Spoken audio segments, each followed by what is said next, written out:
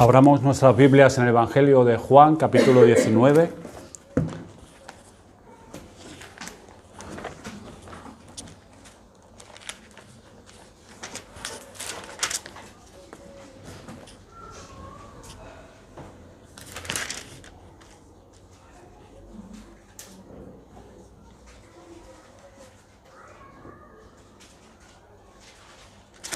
Vamos a leer desde el 17 hasta el 28. Y él, cargando su cruz, salió al lugar llamado de la Calavera, y en hebreo Gólgota, y allí le crucificaron y con él a otros dos, uno a cada lado y Jesús en medio. Escribió también Pilato un título que puso sobre la cruz, el cual decía: Jesús Nazareno, Rey de los Judíos. Y muchos de los judíos leyeron este título porque el lugar donde Jesús fue crucificado estaba cerca de la ciudad y el título estaba escrito en hebreo, en griego y en latín. Dijeron a Pilato los principales sacerdotes de los judíos: no escribas Rey de los Judíos, sino que él dijo: soy Rey de los Judíos. Y respondió Pilato: lo que he escrito, he escrito. Cuando los soldados hubieron crucificado a Jesús, tomaron sus vestidos e hicieron 4 partes, una para cada soldado. Tomaron también su túnica, la cual era sin costura, de un solo tejido de arriba a abajo. Entonces dijeron entre sí: no la partamos, sino echemos suertes sobre ella, a ver de quién será. Esto fue para que se cumpliese la escritura que dice: repartieron entre sí sus vestidos, y sobre mi ropa echaron suertes. Y así lo hicieron los soldados. Estaba junto a la cruz de Jesús su madre y la hermana de su madre, María, la mujer de Cleofás, y María Magdalena. Cuando vio Jesús a su madre y al discípulo a quien él amaba, que estaba presente, dijo a su madre: mujer, he ahí tu hijo. Después dijo al discípulo: he ahí tu madre. Y desde aquella hora el discípulo la recibió en su casa. Después de esto, sabiendo Jesús que ya todo estaba consumado, dijo para que la escritura se cumpliese: tengo sed. Vamos a pedirle ayuda a nuestro Señor. Bendito Dios y Padre nuestro. Señor, no nos cansaremos nunca de profundizar en la persona y en la obra de tu Hijo Jesucristo. Y es lo que en esta mañana queremos hacer: profundizar en su persona, su carácter, sus palabras, su obra, en beneficio de pecadores. Ayúdanos en esta mañana. Danos oídos para oír, danos un corazón entendido. Derrama de tu Espíritu sobre nosotros, que podamos ver a Jesús, ver lo precioso en su humanidad y en su divinidad. Todo autosuficiente, capaz y poderoso para salvar al más vil pecador. Ayúdanos, Señor, sacia nuestra sed. Te lo pedimos en su nombre. Amén. Pues como he dicho, nunca será suficiente, nunca llegaremos a profundizar y a conocer de una manera total la persona de Cristo y su obra, todo su alcance, porque el Señor es tan grande y nosotros tan finitos. Podemos tener unas ideas acerca de la obra de Cristo a través de las Escrituras, a través de la revelación que el Señor ha hecho de sí mismo, pero yo creo y he leído, ¿no?, que incluso en el cielo mismo es que el Señor es insondable. Dios el Padre es insondable, su obra. Estaremos allí en el reino nuevo, cielos nuevos, tierra nueva, contemplando al Señor, y siempre estaremos asombrados de su poder, de su naturaleza, de su grandeza, de su majestad, y siempre estaremos alabando al Señor. Y ahora es lo que queremos hacer, un poco más. Este es un sermón que dimos en el 2017, y bueno, tipo estudio, y lo que quisiera es profundizar en estas horas de lo que el Señor padeció en la cruz, de estas largas horas angustiosas, que culminaron en ese momento en la cruz. Nuestro Señor Jesucristo jamás llamó la atención sobre sí mismo, ni buscó la compasión de los curiosos. Seguramente que tú y yo, en nuestra condición caída, hubiéramos intentado dar pena a los demás en esas condiciones, a ver si alguien se puede compadecer de nosotros y ser librados de esa angustia, de ese dolor, pero el Señor Jesucristo nunca llamó la atención hacia sí mismo. A las mujeres que lloraban por el trance en el que estaba, les dijo que lo hicieran por sus propias vidas, no por Él, que no lloraran por Él, cuando Él iba marchando a la cruz del Calvario, sino que lloraran ellas mismas por ellas, por lo que les sucedería muchísimo más tarde, luego en el año 70 después de Cristo. La única excepción es esta, cuando reconoce sus sentimientos, lo que acabamos de leer en Juan 19, 28, y clama a gran voz diciendo: tengo sed. Se ha señalado que el Señor quería un trago para calmar la sed y poder al hacer acopio de todas sus fuerzas para los momentos previos a la muerte. Y a fin de estar en disposición de poderse encomendar consciente y voluntariamente a su Padre Celestial y despedir de su cuerpo a su propio espíritu, después de haber cumplido lo que se había propuesto. Pero debíamos, hermanos y amigos, de reparar en que Jesús no pidió de beber, sino que se limitó a declarar su condición. Esperaba que hubiera quizás alguna respuesta a sus palabras por parte de todas las personas que estaban allí, los romanos, la gente, los curiosos, que le estaban increpando, que se bajara de la cruz, si era el Hijo de Dios, su familia allí, sus amigos. Sabemos que uno de los hombres que estaban cerca le trajo un poco de vinagre en una esponja y lo levantó con una vara hasta la boca del Señor. Y sabemos que nuestro Señor aceptó el vinagre, sorbiéndolo de la esponja, y tenemos que considerar algunas de las lecciones de este pasaje que vamos a ver ahora. Primeramente, lo que quiero tocar brevemente es la grandeza del sufrimiento de Cristo. La grandeza del sufrimiento de nuestro Señor Jesús. Probablemente, quizás ya lo hayas leído o lo hayas estudiado, pero la crucifixión sea la forma más cruel y dolorosa de morir. El dolor que causa es al mismo tiempo insoportable y prolongado. Nuestro Señor estuvo 6 horas colgado en la cruz antes de entregar su espíritu, aunque otros, si es verdad que vivían mucho más tiempo en aquella espantosa y atormentada suspensión. No me voy a centrar ahora de cómo pues tenían que respirar, que se ahogaban, y todo eso son pues detalles que ya lo hemos estudiado nosotros, y si alguno pues no, pues te puedes meter ahí buenos estudios acerca de la crucifixión de Cristo, de cómo estaban angustiados los que eran crucificados, ¿no? Qué esfuerzo tenían que hacer para poder seguir respirando, para no ahogarse ahí, no asfixiarse. La sangre abandonaba el cuerpo del reo poco a poco, causando la deshidratación y una sed cada vez mayor.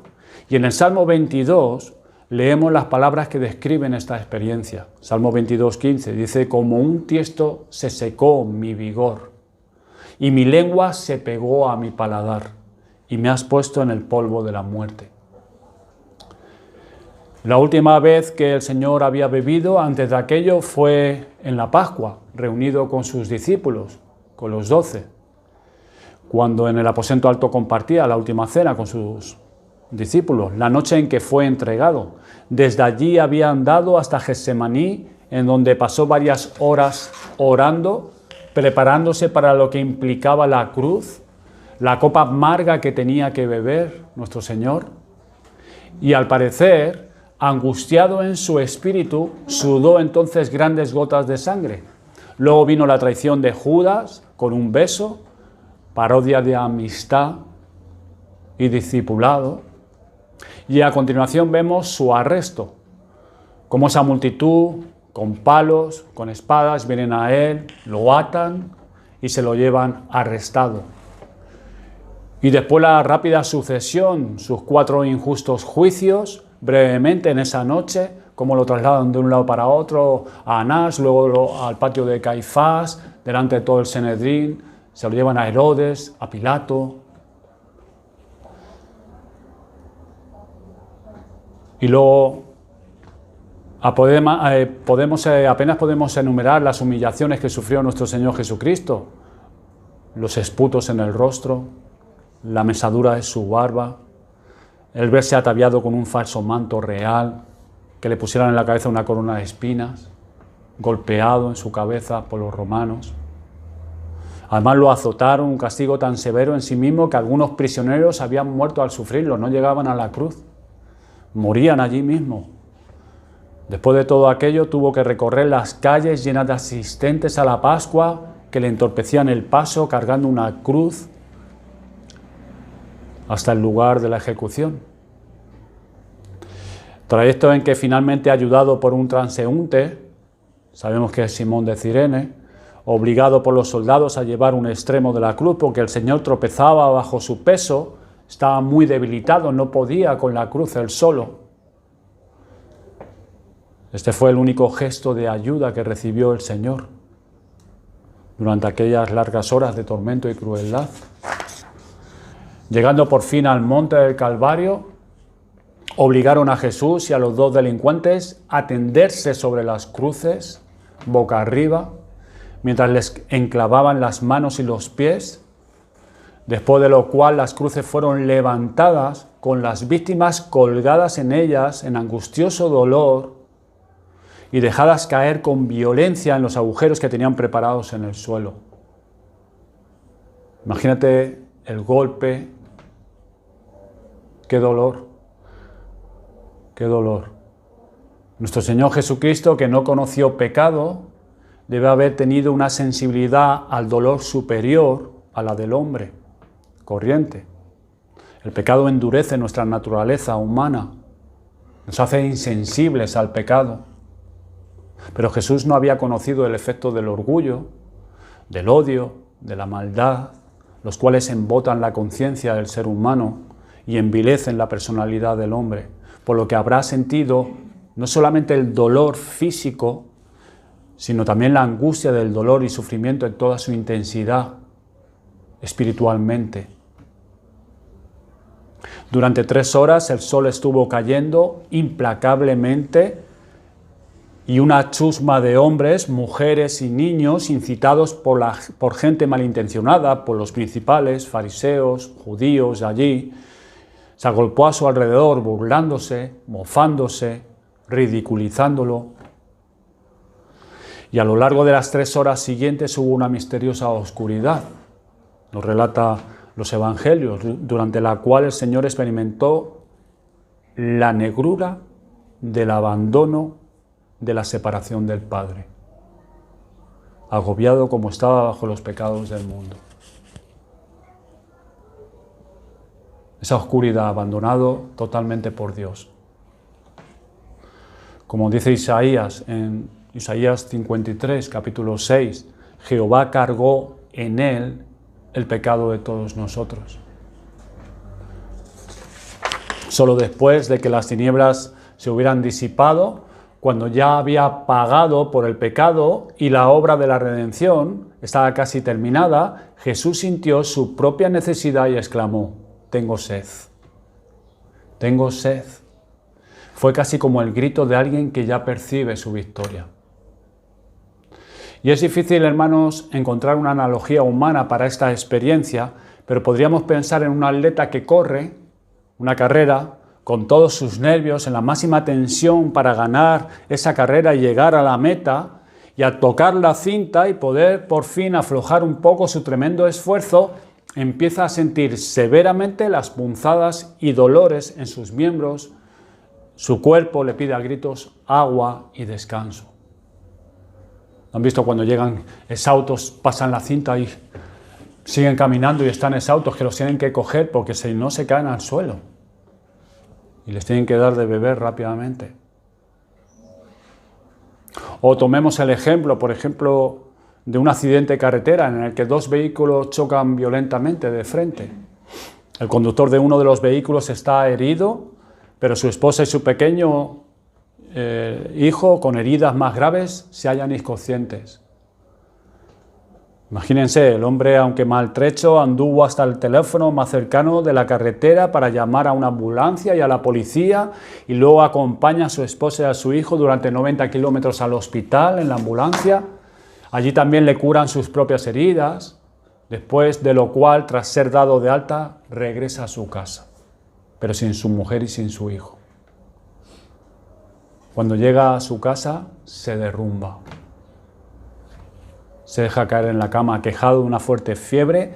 Ha sido capaz de resistir durante muchas horas, sin hacer mucho caso de su propio dolor, hasta terminar todos los arreglos necesarios para la atención de su esposa y de su hijo.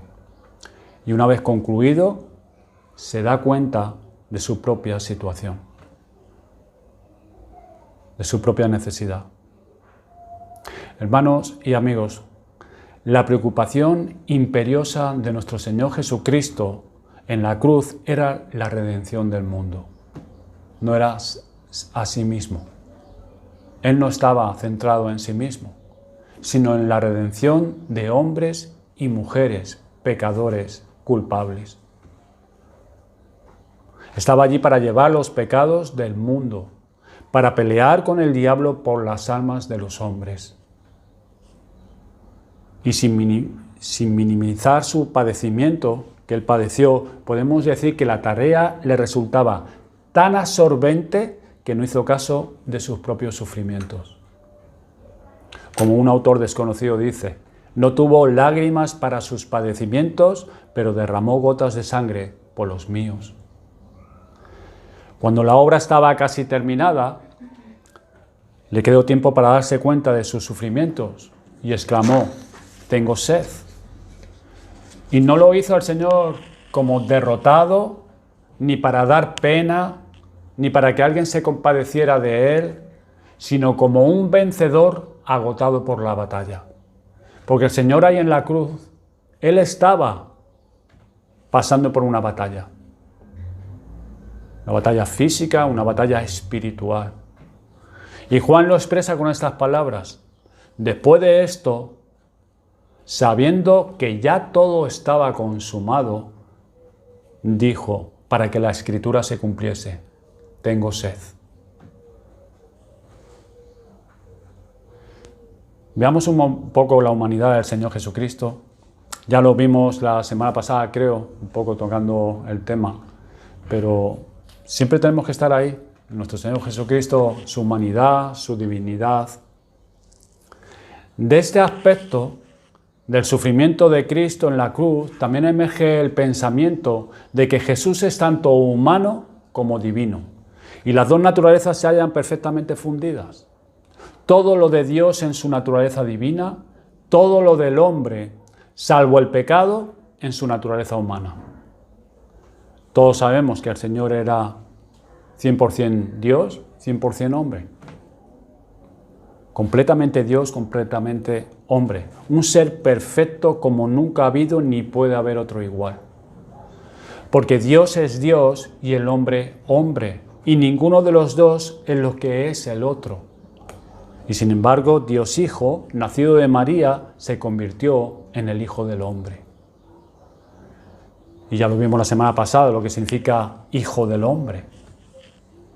El Dios encarnado, el Mesías, el Hijo de Dios prometido. Dios y hombre a la vez en una sola persona. Como Dios, Jesús estaba con su Padre. En Juan 1:1 dice: en el principio era el Verbo y el Verbo era con Dios y el Verbo era Dios. Él fue el agente de la creación del mundo. Dice en Juan 1:3: todas las cosas por Él fueron hechas y sin Él nada de lo que ha sido hecho fue hecho. Piensa en esto, en esta verdad. Todo lo que el Señor, todo lo que nosotros vemos fue hecho por medio de Él. Todo lo que tú ves. Sol, la luna, las estrellas, la vida incluso que no podemos ver con nuestros propios ojos, que lo tienes que ver en un laboratorio, porque es microscópica. Todo ha sido creado por Él. Como hombre nació como un bebé de María, creció, aprendió a hablar, porque no sabía hablar, era un bebé. Rió, lloró. Cristo era plenamente divino y completamente humano. Y ambos aspectos de su persona fueron evidentes durante toda la vida y la obra de nuestro Señor en la tierra. Como Dios ordenó que Lázaro saliese de la tumba, y como hombre lloró por su amigo, porque estaba muerto. Como hombre lo vemos tan cansado que aún el mar agitado por la tempestad no le despierta de su sueño. Estaba rendido nuestro Señor en la barca, rendido. Después de un día de ministerio, se quedó totalmente dormido en la barca, como hombre. Pero como Dios se pone en pie, cuando sus discípulos le despiertan atemorizados, que eran pescadores, Señor, duermes, que perecemos. Y el Señor se pone en pie y reprende al viento y al mar y los calma de inmediato. Dice que se hizo grande bonanza. Y en la cruz vemos a Jesús como Dios y como hombre. A Dios ofreciendo perdón y vida eterna, inmediatos a un delincuente, a un ladrón, a un bandido que estaba arrepentido en la otra cruz. Al hombre cuando experimenta sed.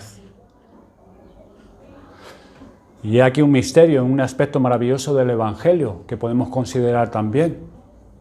En él tenemos a uno que es Dios y puede, por tanto, ser nuestro Salvador y salvarnos de todos nuestros pecados. Pero al mismo tiempo se trata de alguien que ha experimentado las debilidades y limitaciones humanas, como nosotros las experimentamos. Por eso Él puede ser nuestro sumo sacerdote, aquel que se puede compadecer de nosotros en nuestras debilidades, como dice la Escritura, que podemos acudir a Él, que no es alguien que no sabe lo que nosotros podemos estar pasando, lo que es padecer, lo que es luchar, porque Él lo ha pasado primero. Y con frecuencia cuando llega la tragedia o el luto, la gente muchas veces se pregunta, ¿qué es lo que primero dicen? ¿Por qué permite Dios que esto suceda si es un Dios de amor? Cuando hay una catástrofe, cuando hay una pérdida en la familia, si Dios existe, ¿por qué permite esto? Si Dios es un Dios de amor, ¿por qué no arregla todo esto que nosotros hemos hecho? Y la única respuesta a esto es que Dios también conoce el sufrimiento. Y que en su Hijo Jesucristo ha experimentado el dolor humano en un grado mayor que ningún otro hombre. Por eso en Isaías 63, versículo 9, dice, en toda angustia de ellos, Él fue angustiado. Cristo era capaz de compadecerse de nuestras debilidades y Él se sigue compadeciendo de nuestras debilidades. Por eso es poderoso para socorrernos. Nuestro Dios es un Dios de amor, que se compromete y se identifica con nosotros.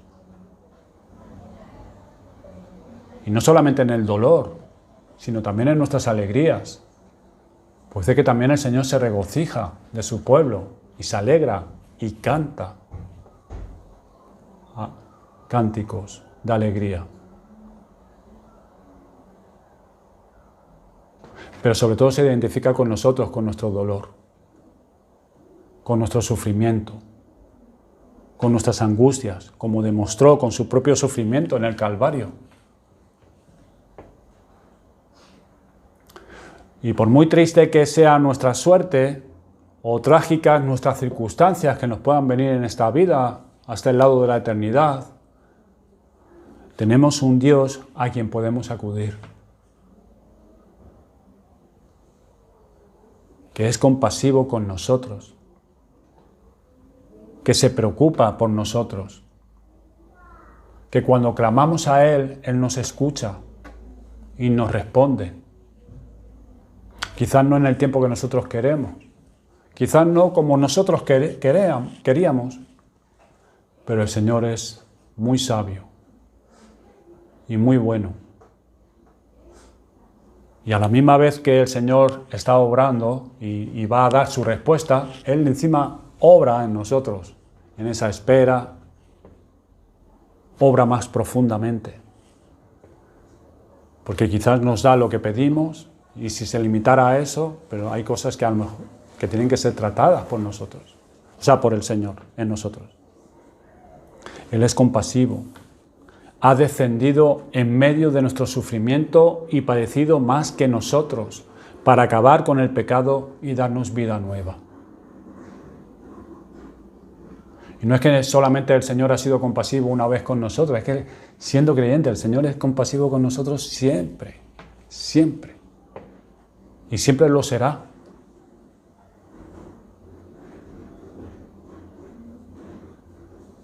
Considera el ladrón arrepentido en la cruz, cómo el Señor trató con él, una obra de gracia, y horas antes ese ladrón estaba maldiciendo con el otro, maldiciéndole al Señor Jesucristo. Pero por la gracia de Dios, ese hombre pudo ver quién era aquel que estaba colgado en el medio. Era el Mesías, el Hijo de Dios, el Dios encarnado, clavado en una cruz, siendo inocente. Veamos el cumplimiento de las profecías también, es un detalle también a considerar. Si consideramos los relatos que hacen Mateo, Lucas y Juan, de este suceso en particular, vemos que al Señor ya le habían ofrecido de beber antes. Si tú lees los 3 evangelios, pues ahí está relatado que al Señor ya antes le habían dado. Le dieron antes, durante y después de la crucifixión, le dieron de beber. En Mateo 27, 33 al 34 dice: y cuando llegaron a un lugar llamado Gólgota, que significa lugar de la calavera, le dieron a beber vinagre mezclado con hiel, pero después de haberlo probado no quiso beberlo. Eso fue al principio, nada más llegar. Y el que le ofrecieran esa extraña bebida fue quizás un acto humanitario de los propios romanos, ya que estaba reconocida generalmente como un narcótico. Cuando te daban ese vinagre mezclado con hiel, eso hacía un efecto narcótico que te atontaba un poco para poder soportar un poco mejor los sufrimientos que ibas a ser infligido en esos momentos. Clavado en la cruz, tus pies, tus muñecas.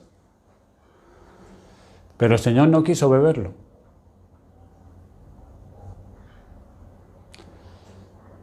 El Señor rechazó aquella bebida, no quiso. Jesús estaba preparado para afrontar todo el impacto y la embestida de la agonía física, y deseaba el Señor mantener la mente más clara posible y para poder llevar a cabo la imponente tarea que había sido predestinada para Él desde toda la eternidad. Y al tomar sobre sí mismo el pecado del mundo y pagar la sanción que correspondía a éste, no aceptó que nada pudiera actuar como un sedante para embotar sus facultades o disminuir su dolor. Entonces, el Señor no estuvo por la labor de disminuir ni esto del dolor que Él tenía que sufrir por aquellos que el Padre le había dado, sino que se entregó completamente. Y durante las 3 primeras horas que Jesús pasó en la cruz, los soldados se burlaban entre sí. Probablemente el hecho de que hubiera rechazado la bebida que le habían ofrecido los inducía entonces a martirizarle. Tal vez estarían bebiendo ellos el vinagre, no con hiel, sino el vinagre, que era como un vino, para saciarse, mientras el Señor se hallaba colgado encima de sus cabezas.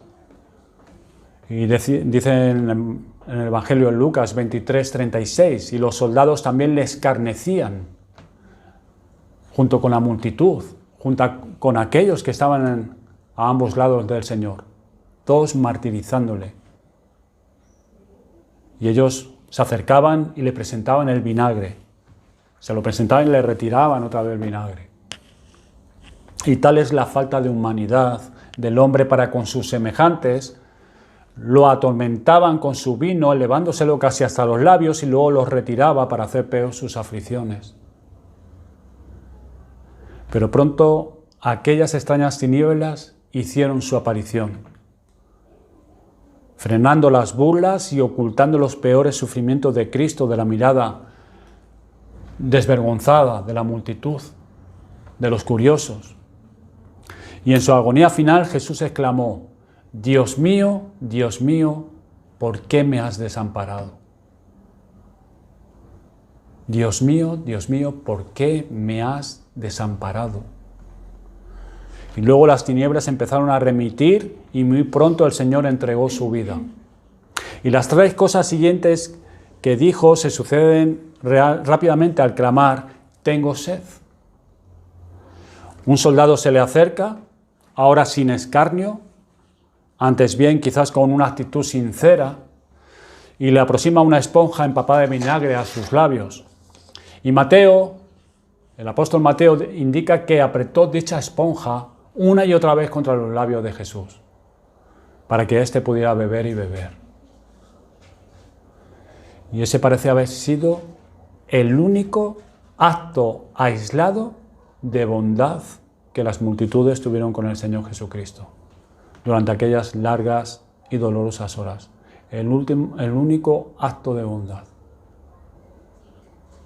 Haber empapado, bien empapada la esponja, y dársela varias veces al Señor en su boca. Y sería reconfortante pensar que aquel soldado estaba mostrando signos de un cambio de su actitud hacia el Señor, y que la gracia estaba actuando en su corazón de esa manera. Puede que Jesús le haya dicho a ese hombre: porque tuve sed y me diste de beber. No lo sabemos. Pero sí hay, sin embargo, una sed distinta de la física. A la mujer que estaba al lado del pozo, Jesús le dijo: dame de beber. Ahí el Señor sí le pidió de beber a esta mujer. Y así fue como entabló conversación con ella. Tal vez el Señor no bebiera de aquella agua que la mujer le sacó del pozo, pero enseguida comenzó a hablarle a ella del agua que Él ofrecía. En Juan capítulo 4, versículos 10, 13 y 14, dice: si conocieras el don de Dios y quién es el que te dice dame de beber, tú le pedirías y Él te daría agua viva. Cualquiera que bebiere de esta agua volverá a tener sed, mas el que bebiere del agua que yo le daré será en él una fuente de agua que salte para vida eterna. Cuando vamos a Él y recibimos de su mano el agua de vida que Él nos brinda, entonces bebemos y vivimos y experimentamos esa frescura en lo profundo de nuestras almas. Es como el verso que dice Horatius Bonar, creo que es un himno, pero dice así: oí la voz del Salvador decir, venid, bebed, yo soy la fuente de salud que apaga toda sed. Con sed de Dios, del vivo Dios, busqué a mi Salvador. Lo hallé, mi sed Él apagó, y hoy vivo en mi Señor. Y esas simples y claras palabras, tengo sed, que nuestro Señor dijo en la cruz, aportan más pruebas, si acaso fueran necesarias, de que Jesús es ciertamente el Salvador del mundo. No hay otro Salvador. Solamente Jesús es el Salvador del mundo. Y lo extraordinario acerca de la crucifixión es que cada suceso relacionado con ella se predice en el Antiguo Testamento. Y cada predicción se cumple al pie de la letra. Ya lo vimos la semana pasada también. Y Juan comenta este hecho una y otra vez en su Evangelio. Estas cosas sucedieron para que se cumpliese la Escritura, lo que está escrito, para que se cumpliese.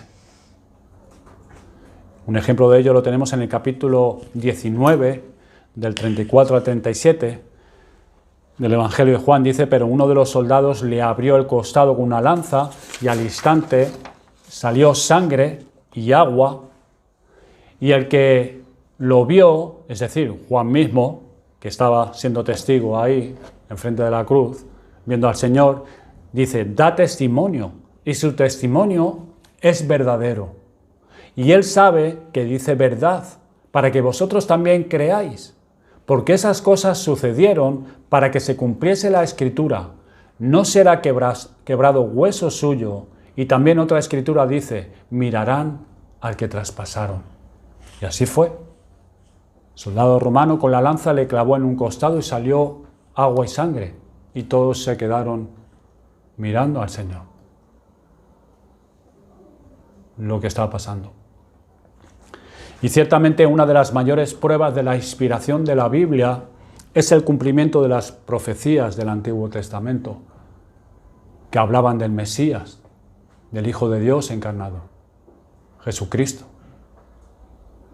Y hay demasiadas, y son demasiadas precisas para que las desestimemos o para pasarlas por alto. Yo sé que muchas personas que no son creyentes las pasan por alto.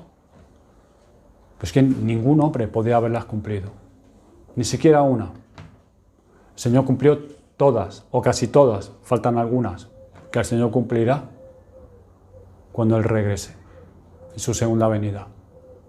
Pero el Señor las cumplió todas, al pie de la letra. Fíjense que la crucifixión no se conocía en tiempos del Antiguo Testamento. Dicen algunos que los persas ya la tenían como instrumento de tortura a sus enemigos, pero los persas creo que era más cegar los ojos a sus enemigos. Era la forma brutal de aplicar la pena de muerte por los romanos. Y sin embargo David, para quien le era desconocida, describe, guiado por el Espíritu Santo, la muerte del Mesías de esta manera en el Salmo. Y luego es en el Salmo 22, pero luego tenemos el Salmo 69, un salmo que es mesiánico también, la referencia a la sed de Cristo, verso 21. Dice: me pusieron además hiel por comida y en mi sed me dieron a beber vinagre. Y eso pasó muchos años. Antes fue escrito ese salmo, antes que sucediera esto. Salmo 69, 21. Y la cual podemos comparar con Juan 19, 29. Jesús dijo: tengo sed. Y no podemos pensar que Jesús estuviera cumpliendo conscientemente todas las profecías que habían sido profetizadas acerca de su muerte y que Él recordaba. Es como: tengo que cumplir esto y ahora tengo que cumplir la otra. No, no era así.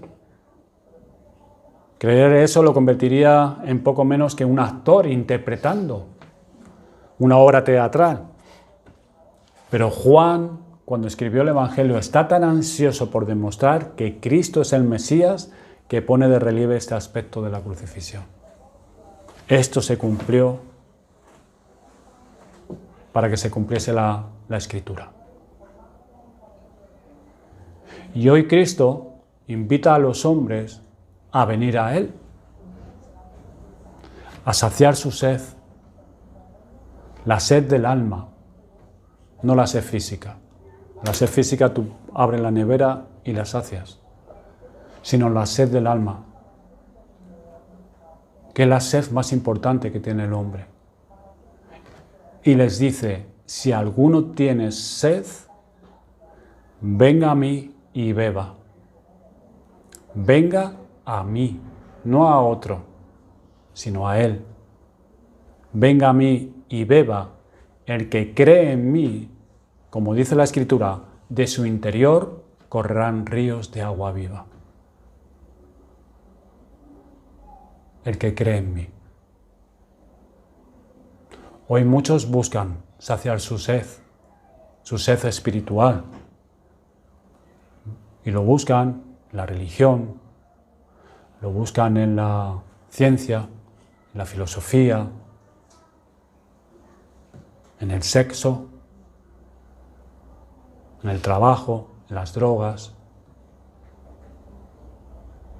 en el éxito, en la familia, en sí mismo, en un deporte. Pero dice el Señor en la Escritura que todo eso son fuentes rotas, cisternas rotas, y no sacian la sed. La sacian por un momento, pero el hombre queda peor, porque la sed que tiene el hombre es una sed del alma espiritual, y hasta que no es reconciliado con Dios, no se le va a quitar la sed al hombre, porque ha sido creado para eso, para tener comunión con su Creador, con el Dios único, vivo y verdadero. Por eso el Señor dice, si alguno tiene sed, venga a mí y beba. El que cree en mí, como dice la Escritura, de su interior correrán ríos de agua viva. Será saciado totalmente. ¿Habrá luchas como creyente? Muchas. ¿Habrá caídas? También. ¿Te levantarás? Si eres un hijo de Dios, te levantarás. Y el Señor te seguirá sosteniendo. Pero qué grande es el galardón que el Señor tiene preparado para los suyos, para aquellos que perseveran hasta el final. Y perseveran, no por sus propias fuerzas, sino porque el Señor los sostiene y porque ellos llegarán hasta el final. Si alguno tiene sed, venga a mí y beba. No sé si quieren preguntar algo. ¿Alguna pregunta?